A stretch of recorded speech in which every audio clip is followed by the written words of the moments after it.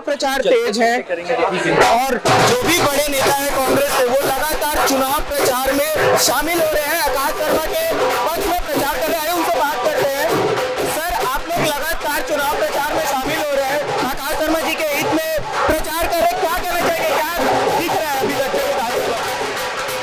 इसमें परिवर्तन है, जो व्यवस्थाएं हैं, और कांग्रेस यहाँ से नहीं जीतती रही है। पिछले कई चुनाव से हम लोगों ने देखा, इस बार परिस्थिति दूसरी है। बहुत ऐसे लोग मिल रहे हैं जिन्होंने कहा कि हमने कभी कांग्रेस को वोट नहीं दिया, इस बार हम देंगे। सर, बीजेपी ने दिग्गज को उतारा, लेकिन आपने दिग्गजों को छोड़ के युवा चेहरा को उतारा, क्या रणनीति क्या है?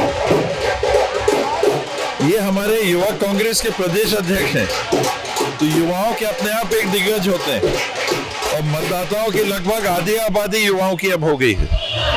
तो ये कभी मेयर रहे और सांसद के रूप में भी मेरे ख्याल से ये रहे, तो इनकी उपस्थिति के संदर्भ में लोगों का जो फीडबैक आ रहा है वो उनके लिए निराशाजनक है। कोई कारण है ऐसा जिसमें लोग ये कह रहे हैं कि उनकी सक्रियता अच्छी नहीं रही? सर, मेरा एक और प्रश्न है कि ये जो चुनाव और विकास के मुद्दे को छोड़ के कई सारे मुद्दों में चले जा रहे हैं। प्रांतवाद का मुद्दा आ रहा है, आकाश शर्मा को बाहरी बताया जा रहा है, कांग्रेस बोल रही है सामने वाली पार्टी के जो पहले प्रत्याशी रहे वो बाहरी है, तो ये प्रांतवाद के मुद्दे की ओर कैसे ये चुनाव जाते जा रहे हैं? हमारे उम्मीदवार लोगों का प्रतिनिधित्व करने के लिए चुनाव लड़ रहे हैं, पार्टी लोगों का प्रतिनिधित्व करने के लिए चुनाव लड़ रही है।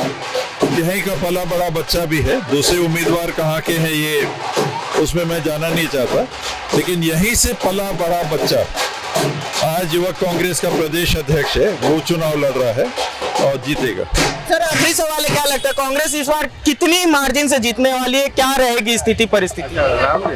मैं बड़ा कम टारगेट रखता हूँ, 1 वोट का, 1 वोट की भी जीत है तो जीतेगी कांग्रेस।